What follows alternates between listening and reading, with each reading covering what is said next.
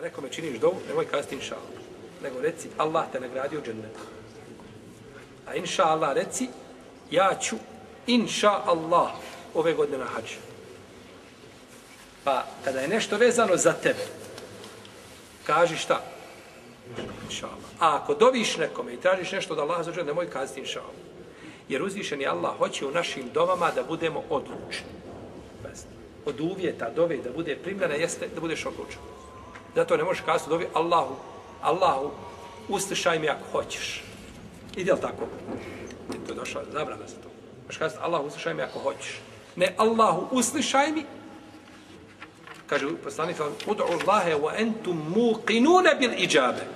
Dovite Allaha, a vi, kaže, ubijeđeni da će vas on odazvati.